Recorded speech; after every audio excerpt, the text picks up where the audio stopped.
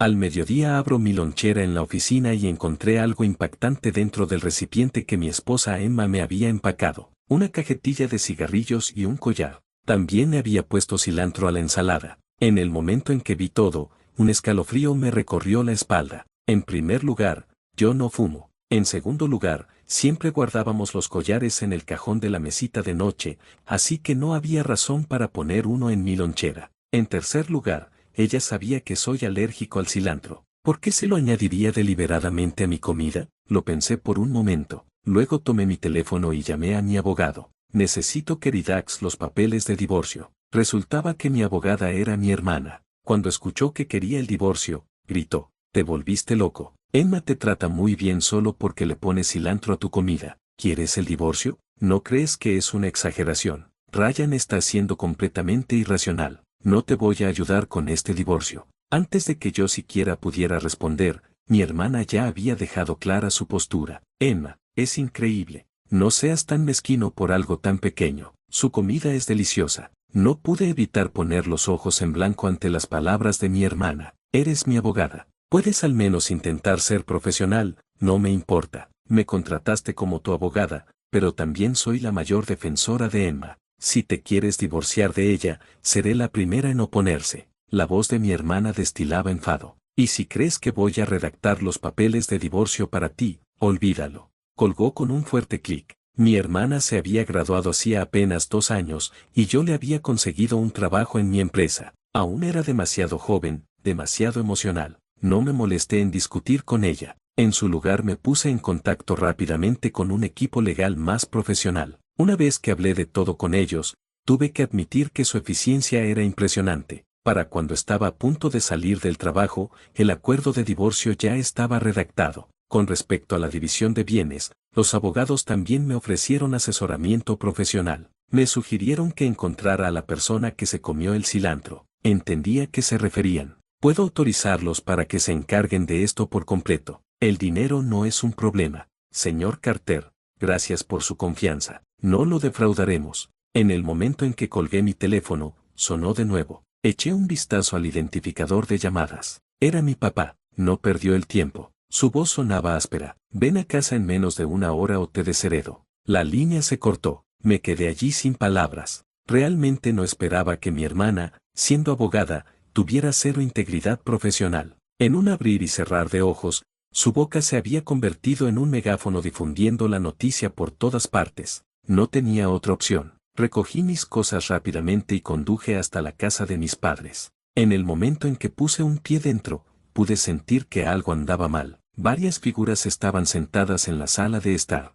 Todos los rostros estaban tensos, claramente serios. «Ryan, has vuelto». Mi hermana fue la primera en hablar. Le lancé una mirada. Inmediatamente contraatacó sin inmutarse. «¿Qué? No estoy de acuerdo con que te divorcies de Emma. Y no soy solo yo. Mamá y papá tampoco están de acuerdo». Sus palabras atrajeron la atención de todos hacia mí. Mi esposa Emma también estaba allí. Estaba sollozando con las lágrimas corriendo por su rostro como lluvia sobre pétalos delicados. Mis padres hacían todo lo posible por consolarla. «Muchacho malagradecido, por fin decidiste aparecer». Mi papá me miró con furia. «¿Qué haces ahí parado? Ven aquí y pídele perdón a Emma. ¿Quién te dio el descaro para divorciarte de ella?». Mi mamá estaba igual de furiosa. «Te lo advierto, si te atreves a divorciarte de Emma, cortaré todos los lazos contigo como mi hijo». Mi hermana se cruzó de brazos y se paró junto a mis padres, dejando su posición muy clara. A sus ojos, Emma era una esposa gentil, amable y devota. En los 7 años que llevábamos casados, ella había mantenido nuestro hogar funcionando sin problemas. Había tratado a mis padres y a mi hermana bastante bien, pero aún así yo no iba a dar marcha atrás. Este divorcio iba a suceder. Por favor, no se enojen con él. Esto no es culpa de Ryan. Debo haber hecho algo mal para molestarlo. Emma empezó a culparse a sí misma. Sus palabras solo lograron que mis padres se enojaran más. De repente, mi papá se abalanzó hacia adelante y me dio una sacudida. «Emma se casó contigo. Todos estos años te ha dado hijos. Nos ha cuidado a mí y a tu madre. No ha sido más que dedicada. Con una esposa como ella, ¿qué más podrías desear? Ella te dio un hijo. ¿Cómo puedes ser tan soberbio? Ponte de rodillas ahora mismo y pídele perdón. Ruégale que te perdone». La voz de mi padre era una orden. «Mamá, papá, es mi culpa. Olvidé que Ryan es alérgico al cilantro. Si lo come, le sale un sarpullido en la piel. Me quedé despierta hasta tarde anoche ayudando a nuestro hijo con su tarea, así que cometí un error cuando le preparé el almuerzo esta mañana. Emma se acercó a mí. Brian, lo siento. Por favor, no te enojes conmigo. Tendré más cuidado a partir de ahora. Mi hermana estaba de pie frente a mí, con los dientes apretados y los ojos echando chispas. Era franca por naturaleza y recién salida de la facultad de Derecho, todavía llena de justa indignación. Ver a Emma pedirme disculpas fue demasiado para ella. Ryan, eres un bravucón. No puedo soportar esto. Emma es tan maravillosa y mira cómo la has tratado. Emma, ven aquí, yo te protegeré. Mi hermana jaló a Emma hacia su lado. Mi mamá se unió. ¿Por qué te quedas ahí parado? Pídele perdón a Emma. Dile que no seguirás adelante con el divorcio. Pídele perdón. Mamá, papá, lo que pasa entre Emma y yo no es asunto suyo. Este divorcio es un hecho. Sabía que dijera lo que dijera no haría ninguna diferencia. Así que me di la vuelta y salí. Una vez afuera, le envié un mensaje de texto al equipo legal preguntando cuándo tendrían listas las pruebas.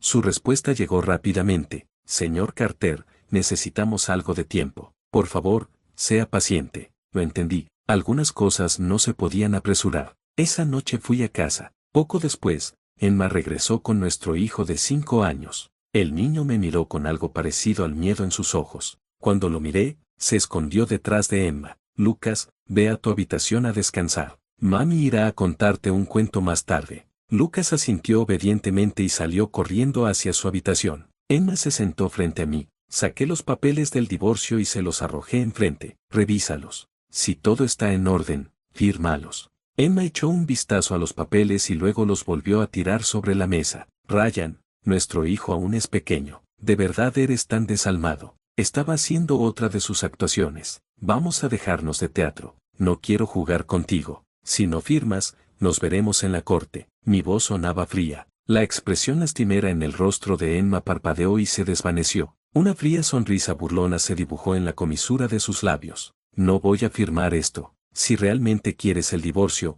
el niño se queda conmigo y me da $0 como compensación. De lo contrario, no hay nada que discutir. Y si estás de acuerdo o no, no importa. Si no cooperas, te mostraré de lo que soy capaz. Sabes que tus padres y tu hermana están de mi lado. Si te divorcias de mí, serás tachado de hijo ingrato y desleal. Ese tipo de reputación puede destruirte. Toda la actitud de Emma había cambiado. La mujer que estaba frente a mí ahora parecía una extraña. Me mantuve firme. Me encantaría ver de lo que eres capaz. Recogí los papeles del divorcio y no dije nada más. A la mañana siguiente, la noticia explotó. Seo exige el divorcio porque su esposa le puso cilantro a su comida. La historia se disparó directamente a la cima de los temas en tendencia. Mi secretaria me lo contó mientras yo estaba en mi oficina. Hice clic en el titular. Según el artículo, alguien había filtrado información de forma anónima, incluyendo una grabación desde el interior de mi casa la noche anterior.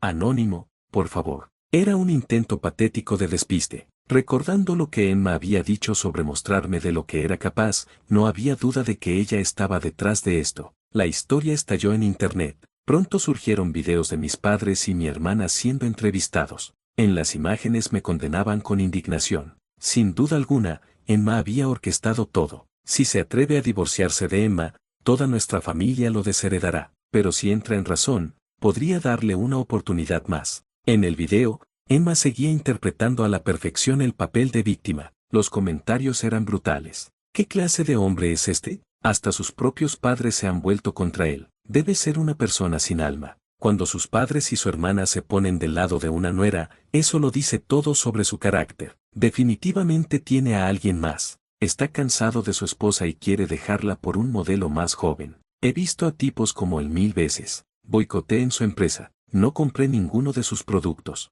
La indignación se extendió como un reguero de pólvora. Al final de la jornada laboral, Emma me llamó. Ryan, ¿ya viste lo que puedo hacer? ¿Listo para aceptar mis términos? No te molestes en intentar grabar esto. No voy a caer en eso. Te envié una dirección. Veámonos en persona. No hay necesidad de reunirnos. Y no planeaba grabar nada. No voy a aceptar ninguna de tus condiciones. De hecho, me voy a asegurar de que salgas de este matrimonio sin nada. Emma se rió fríamente. Si no cooperas, no me culpes por destruirte. Si crees que puedes, adelante, inténtalo. Colgué. Después de respirar profundo, envié por correo las muestras de cabello que había recolectado, las mías y las del niño. Durante las siguientes 2 semanas enfrenté ataques desde todas las direcciones. Mi empresa se paralizó. Mis propios empleados se volvieron en mi contra. Muchos renunciaron. Algunos incluso exigieron que me disculpara con Emma y admitiera que me había equivocado. Mi familia anunció públicamente que cortaban lazos conmigo. De la noche a la mañana, me convertí en un paria,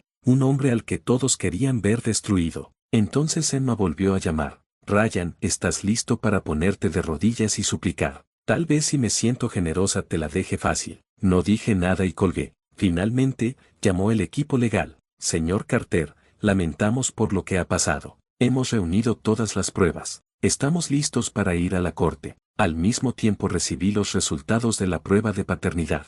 El niño no era mío. Señor Carter, ¿está ahí? Respiré profundo. Sí, soliciten una audiencia para mañana. Emma, la verdad saldrá a la luz mañana, y cuando lo haga pagarás por todo, hasta el último detalle. Iba a demostrarle lo que realmente se sentía a la justicia. Esa noche no dormí, no porque el peso de lo que me esperaba mañana me aplastara. Llevaba semanas cargando ese peso, sino porque por primera vez en mucho tiempo sentía algo parecido a la claridad, como cuando una niebla espesa finalmente se disipa y puedes ver el horizonte tal como es, frío, nítido, sin adornos. Me quedé sentado en el estudio hasta las 3 de la mañana, repasando cada documento que el equipo legal me había enviado. Fotografías con marcas de tiempo, registros de llamadas, transferencias bancarias hacia cuentas que yo jamás había autorizado. Un hilo invisible que cuando se jalaba con cuidado lo desenredaba todo. El hombre de las fotografías no era un extraño. Era Marcus Hoult,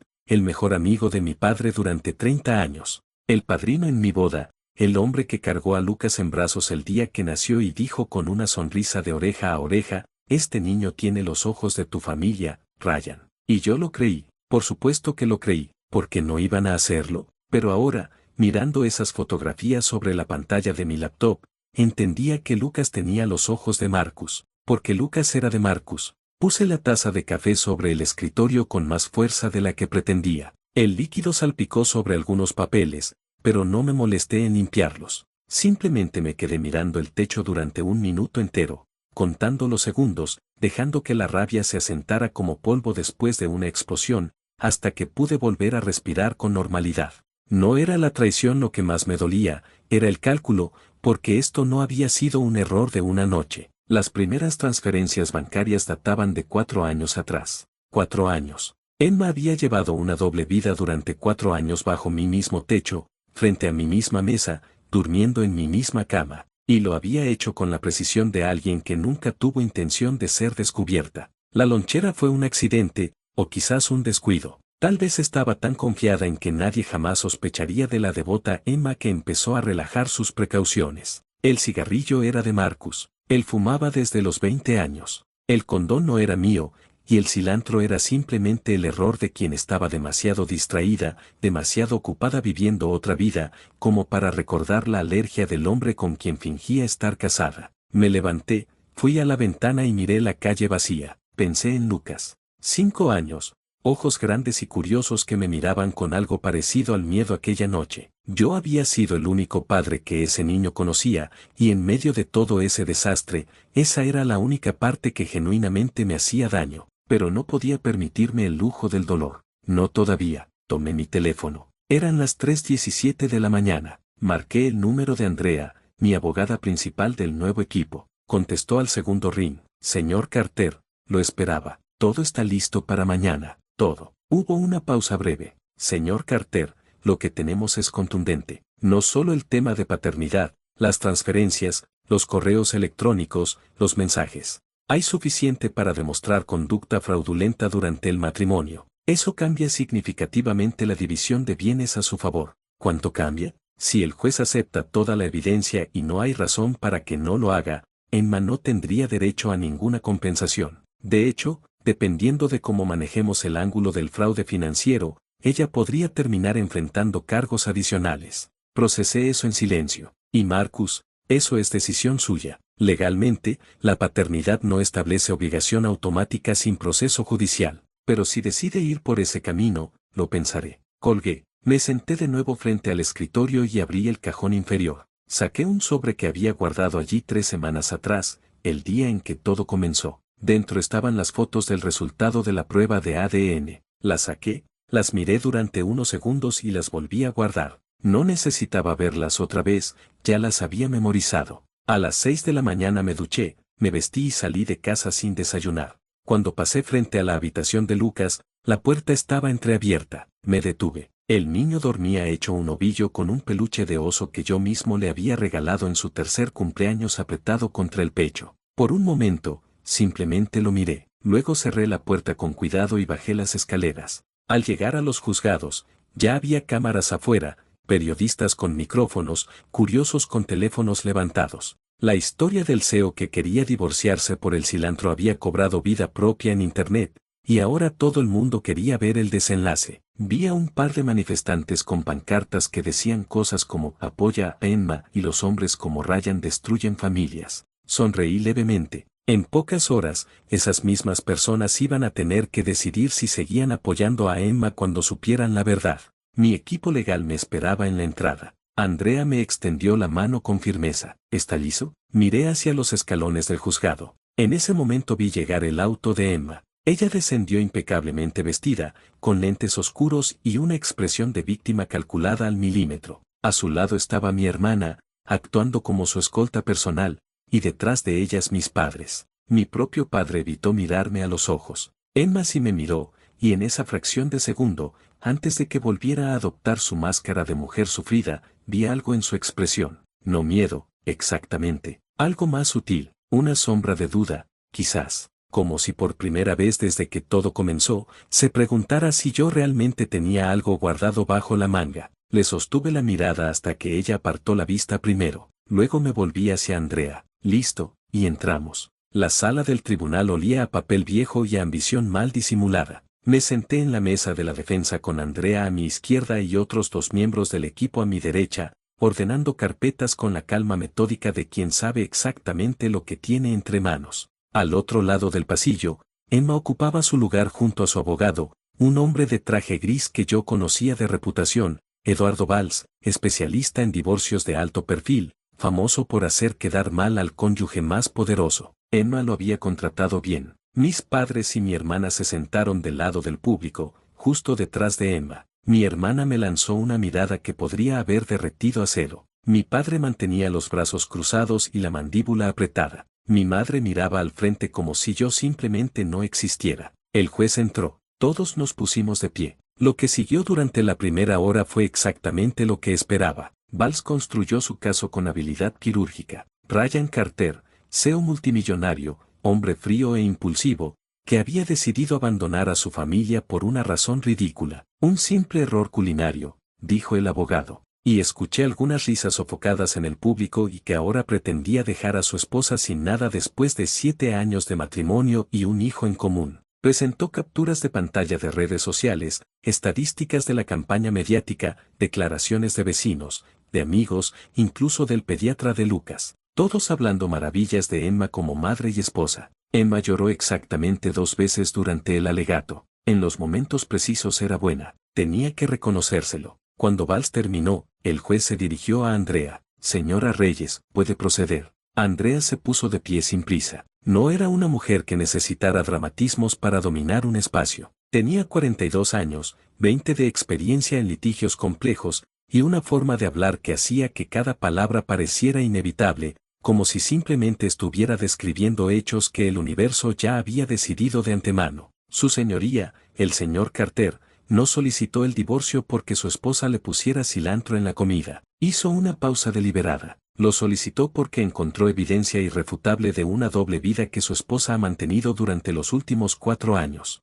Procederemos a presentar dicha evidencia de forma ordenada. El murmullo que recorrió la sala fue inmediato. Vi cómo la espalda de Emma se tensaba apenas 1 centímetro. Su abogado inclinó la cabeza hacia ella y le susurró algo. Ella respondió en voz baja, sin moverse. Andrea empezó con las transferencias bancarias, 120 sedes Soto cero en total, distribuidos en pequeños montos a lo largo de 47 meses, hacia una cuenta a nombre de una empresa fantasma que con 3 capas de investigación financiera llevaba directamente a Marcus Holt. Luego vinieron los registros de llamadas, cientos de comunicaciones entre Emma y Marcus durante los últimos 4 años, muchas de ellas en horarios en que yo estaba viajando por trabajo. Después las fotografías tomadas por el equipo de investigación privada que había contratado Emma y Marcus en restaurantes, en un departamento que yo nunca había visto, en un parque, riendo, tomados de la mano, completamente ajenos al mundo.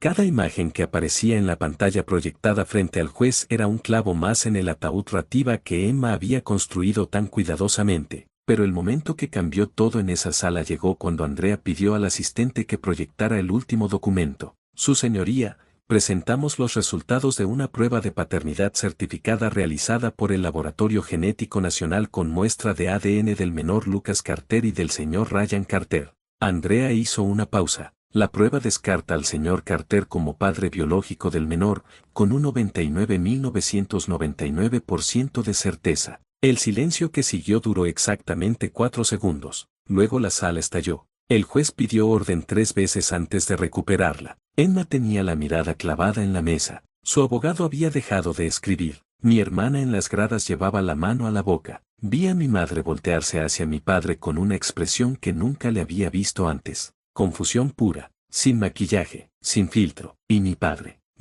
miraba a Emma, no con rabia, con algo mucho más complicado que la rabia, porque Marcus Holt era su mejor amigo. Y Marcus Holt era el padre del niño que toda mi familia había estado defendiendo como si fuera carne de nuestra sangre. Fue en ese momento cuando entró él. Marcus Holt llegó tarde a la audiencia, o eso parecía, pero yo sabía que no era así. Andrea lo había coordinado todo. Marcus había decidido voluntariamente presentarse como testigo. Una decisión que, según me explicó mi abogada la noche anterior, tomó después de que el equipo legal le presentara las alternativas con toda su crudeza. Era un hombre de 60 años con el cabello plateado y una expresión que cargaba el peso específico de quien sabe que no hay salida elegante. Caminó por el pasillo central sin mirar a nadie. Ocupó el lugar designado y cuando el juez le preguntó si juraba decir la verdad, dijo sí con una voz que no temblaba, pero tampoco tenía fuerza. Mi padre lo vio entrar y por primera vez en toda la mañana lo vi derrumbarse por dentro. No físicamente,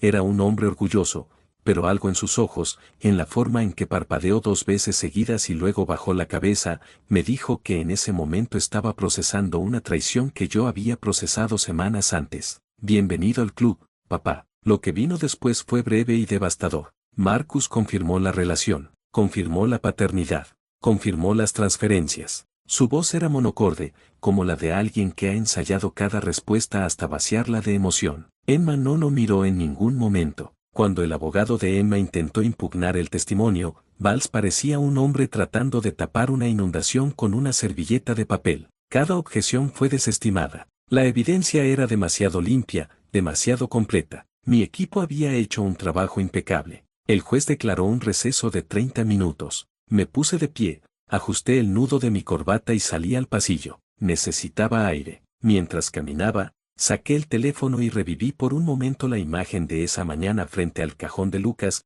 mirándolo dormir con su oso de peluche. Pensé en lo que Andrea me había preguntado días antes, cuando empezamos a preparar la estrategia. ¿Qué quiere usted que resulte de todo esto, señor Carter? ¿Justicia o venganza? Le había respondido sin dudar. Las 2 cosas, pero primero la justicia. Y ahora, de pie en ese pasillo frío, escuchando el eco de los pasos sobre el mármol, entendí por qué había empezado todo. No con la llamada a los abogados, no con las pruebas de ADN, no con las fotografías ni con las transferencias bancarias. Todo había empezado al mediodía con una lonchera, con un cigarrillo que no era mío, un condón que no era nuestro, y cilantro en una ensalada preparada por una mujer que sabía perfectamente que me hacía daño. A veces la traición más grande no llega con un golpe dramático. Llega en silencio, disfrazada de descuido, metida entre recipientes de plástico y una nota con un corazón dibujado a bolígrafo. Y cuando finalmente la ves, cuando la sostienes entre tus manos y entiendes exactamente lo que significa,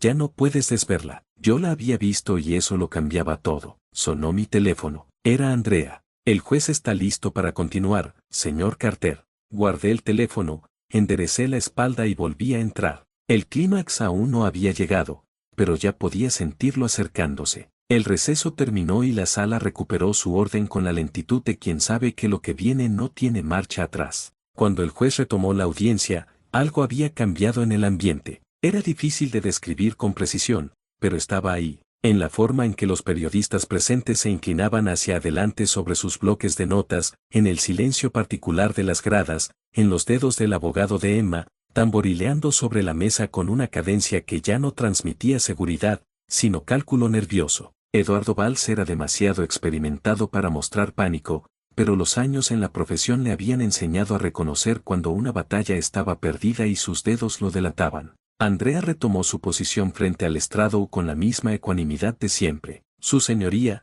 con la venia del tribunal, quisiéramos presentar una última evidencia antes de concluir nuestra parte. Valls se puso de pie. Objeción. La parte demandada ya presentó su evidencia de forma exhaustiva. Cualquier material adicional debió haber sido notificado con anticipación. Fue notificado, respondió Andrea sin alterarse. El documento fue registrado esta madrugada dentro del plazo establecido por el reglamento procesal. El equipo contrario recibió la notificación a las 4:47 de la mañana. Hizo una pausa mínima. Si el abogado de la señora Carter revisó su correo, lo sabe. El juez consultó brevemente con su asistente. La objeción queda desestimada. Puede continuar, señora Reyes. Lo que Andrea proyectó a continuación no eran fotografías ni registros financieros. Era un audio. 43 segundos. La voz de Emma, clara y sin ambigüedades, grabada durante una llamada telefónica, cuya fecha coincidía exactamente con el día en que ella me había llamado para hablar de reunirnos en persona.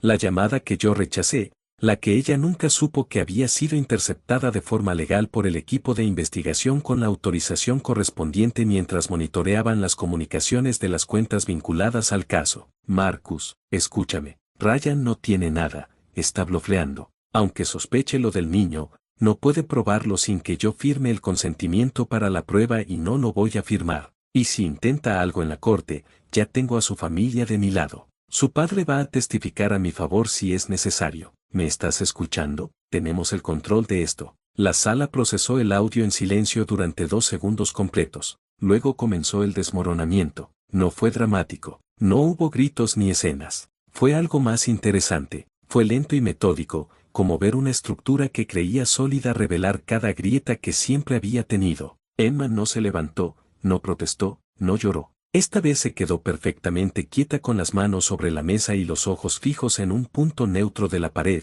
como si su mente ya estuviera en otro lugar calculando las próximas jugadas. Pero la máscara se había caído y no había forma de volvérsela a poner. Valls pidió otro receso. El juez lo negó. Lo que siguió fue el contrainterrogatorio de Marcus, donde Andrea extrajo con precisión quirúrgica cada detalle que necesitaba para el expediente, la fecha exacta en que comenzó la relación con Emma, la forma en que habían estructurado las transferencias para evadir detección, el acuerdo tácito de que si Ryan alguna vez descubría algo, Marcus se mantendría al margen. Era el plan de ella, dijo Marcus en un momento. Y aunque lo dijo con la voz plana de alguien tratando de repartir la culpa, la declaración quedó registrada. Mi hermana, desde las gradas había dejado de tener una postura definida. La vi de reojo. Tenía los codos sobre las rodillas y la cabeza ligeramente inclinada, mirando el suelo. No era la misma persona que 48 horas antes me había colgado el teléfono con furia. Mi madre tampoco era la misma. Estaba sentada muy recta, con las manos entrelazadas sobre el regazo, y de vez en cuando miraba a mi padre con una expresión que yo nunca había visto entre ellos. No era rabia, era algo más antiguo y más profundo. La mirada de alguien que descubre que la persona sentada a su lado también fue engañada y que el engaño fue perpetrado por alguien a quien ambos acogieron como familia. Mi padre no miraba a nadie. Marcus Hoult era su mejor amigo, el hombre con quien había jugado golf cada domingo durante 20 años. El que estuvo en el hospital cuando mi madre tuvo la operación de rodilla. El que lloró en mi boda con una mano sobre mi hombro diciéndome que era un hombre afortunado. 30 años de amistad convertidos en escombros en 43 segundos de audio. El juez levantó la sesión para comer en el pasillo. Mientras el equipo legal revisaba documentos, sentí pasos detrás de mí. Me volví. Era mi padre. No dijo nada durante varios segundos. Lo miré directamente, sin hostilidad, pero también sin ceder. Éramos dos hombres que habían sido traicionados por las mismas personas de formas distintas y consecuencias distintas, y los dos lo estábamos procesando en tiempo real. Finalmente habló. ¿Cuánto tiempo lo sabías? Desde hace 3 semanas. Asintió despacio. ¿Y Marcus? Su declaración está en el expediente. Puedes pedirle copia a Andrea. Otra pausa. Ryan, no tienes que decir nada ahora. Y lo decía en serio, no porque fuera a perdonarlo de inmediato, ni porque el dolor de las últimas semanas hubiera desaparecido con la audiencia, sino porque conocía a mi padre lo suficiente como para saber que lo que estaba cargando en ese momento era más pesado de lo que cualquier disculpa podía aliviar en un pasillo de juzgado. Se fue sin añadir nada más. Volví a la sala cuando llamaron para reanudar la sesión. El turno de la tarde fue breve, pero decisivo. Valls hizo un último intento de redireccionar el argumento hacia el bienestar del menor, pero el juez lo interrumpió con una pregunta directa. ¿Tiene la representación de la señora Carter alguna evidencia que contradiga la prueba de paternidad certificada o los registros financieros presentados esta mañana? Valls tardó un segundo de más en responder. No, su señoría. Entonces, pasemos a las conclusiones. Mientras Andrea presentaba el cierre, con la precisión y la economía verbal que la caracterizaban, yo observé a Emma. Seguía sin moverse. Seguía con esa quietud particular que ya había aprendido a leer. No era calma, era el silencio de alguien que está guardando energía para la siguiente batalla, cualquiera que está fuera. Emma no era de las que se rendían. Lo sabía, pero también sabía que, a diferencia de las semanas anteriores, ya no tenía terreno desde donde atacar. El dinero, la narrativa pública, la familia, el niño, cada pieza que había usado como arma estaba ahora sobre la mesa del juzgado, convertida en evidencia en mi contra, no en su contra. Cuando el juez anunció que daría su veredicto al día siguiente por la mañana, Emma se puso de pie, recogió sus cosas y caminó hacia la salida sin mirar a nadie. Su abogado la siguió en la puerta por un instante y se detuvo. No se volvió, pero se detuvo. Y en ese instante supe que por primera vez desde que todo comenzó, Emma Carter tenía miedo de verdad. Salí del tribunal cuando el sol ya estaba bajo. Andrea me estrechó la mano en la acera. Mañana a las 9, señor Carter. El juez es metódico, pero la evidencia no deja margen de interpretación. Esté descansado. Asentí. Antes de que ella se fuera, la llamé. Andrea se volvió. Gracias. Sonrió brevemente. Para eso me contrató. Conduje de regreso a casa con las ventanas abiertas. El aire de la noche olía a tierra húmeda y a ciudad que no sabe que algo importante acaba de ocurrir. Así suelen ser las noches antes de los finales, ordinarias por fuera, cargadas por dentro. Mañana el juez hablaría y todo terminaría, o más bien todo lo viejo terminaría, y algo nuevo, todavía sin nombre, todavía sin forma, comenzaría. A las 9 en punto, el juez entró a la sala y todos nos pusimos de pie por última vez. No hubo preámbulos. Era un hombre que había visto demasiados casos como para desperdiciar palabras en escenografía. Abrió el expediente, ajustó sus lentes y comenzó a hablar con la voz neutra de quien simplemente describe la realidad tal como es. El matrimonio entre Ryan Carter y Emma Carter quedaba disuelto de forma inmediata, dada la evidencia de conducta fraudulenta sostenida durante el matrimonio, incluyendo infidelidad documentada, desvío de fondos conyugales y ocultamiento deliberado de información relevante para ambas partes. El tribunal desestimaba cualquier reclamación económica por parte de la señora Carter. No habría compensación, no habría pensión. Los bienes adquiridos durante el matrimonio serían revisados caso por caso, pero la presunción inicial favorecía al señor Carter en su totalidad. En cuanto al menor Lucas, dado que la prueba de paternidad excluía al señor Carter como padre biológico, la custodia recaía exclusivamente sobre la madre. El tribunal recomendaba iniciar un proceso separado para determinar la responsabilidad paterna del señor Holt. Cada palabra del juez caía sobre la sala como piedras sobre agua quieta. Las ondas llegaban a todos los presentes de formas distintas. Emma no lloró. Me sorprendió, aunque no debería haberlo hecho. La Emma que lloraba era un personaje que ella interpretaba cuando le convenía. La Emma real era la que estaba sentada frente a mí en ese momento, quieta, con la mandíbula apretada, procesando la derrota con la misma frialdad calculada con la que había construido su doble vida. Cuando el juez terminó, se puso de pie, le dijo algo en voz baja a Valls y salió de la sala sin mirar atrás, sin escenas, sin lágrimas, sin la última palabra que tanto le gustaba tener. Solo silencio y pasos alejándose. Mi hermana me esperaba en el pasillo. Tenía los ojos enrojecidos y las manos cruzadas frente a ella como alguien que no sabe exactamente qué hacer con el cuerpo cuando las palabras tampoco llegan fácilmente. Ryan. Su voz era pequeña. No era la voz de la abogada recién graduada que me había colgado el teléfono con furia. Era la voz de mi hermana menor, la misma que de niña me buscaba cuando tenía miedo. Lo siento, no debí, yo debía haberte escuchado. La miré durante un momento, luego asentí. Ya habrá tiempo para hablar. No era un rechazo, era simplemente la verdad. Algunas conversaciones necesitan más espacio del que un pasillo de juzgado puede ofrecer. Mis padres me esperaban afuera en la acera. Mi madre fue la primera en acercarse. No dijo nada, solo puso una mano sobre mi brazo durante un segundo y eso fue suficiente para decir todo lo que ninguno de los dos sabíamos articular todavía. Mi padre se quedó a 1 metro de distancia. Lo vi luchar con algo interno, visible solo en la tensión de su mandíbula y en la forma en que miraba al suelo entre mirarme a mí. Debí preguntarte, dijo finalmente, antes de sacar conclusiones. Debí preguntarte. Sí, no añadí nada más porque era verdad, y porque él lo sabía, y porque a veces la honestidad más limpia no necesita ser suavizada. Caminé hasta mi auto, me senté, cerré la puerta y me quedé en silencio durante varios minutos sin encender el motor. A través del parabrisas vi cómo la gente salía del juzgado, cómo los periodistas hacían llamadas, cómo la ciudad seguía su ritmo sin saber ni importarle que algo había terminado aquí adentro. Pensé en Lucas, en sus ojos grandes, mirándome desde detrás de Emma aquella noche, en el peluche de oso que yo le había regalado, en que biológicamente yo no era nada para él, pero que durante 5 años había sido lo único que conocía como padre. Eso no desaparecía con un veredicto. No sabía todavía qué hacer con eso. Quizás nunca lo supiera del todo, pero era una pregunta que merecía tiempo, no velocidad.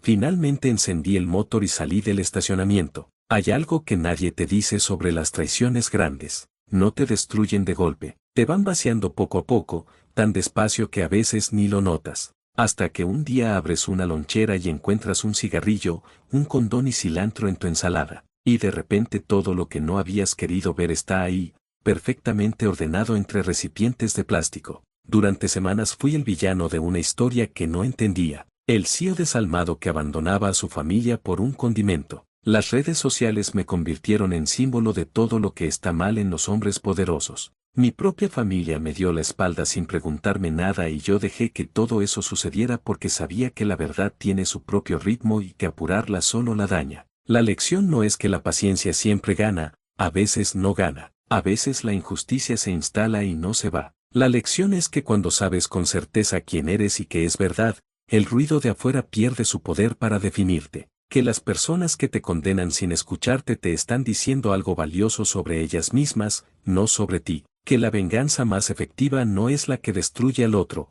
sino la que te devuelve tu propia vida intacta. Emma quería que yo me arrodillara. Quería los 10 millones, la custodia, la narrativa de víctima y el placer de haberme vencido. No obtuvo nada de eso. Yo quería la verdad y eso fue exactamente lo que conseguí. A veces es suficiente.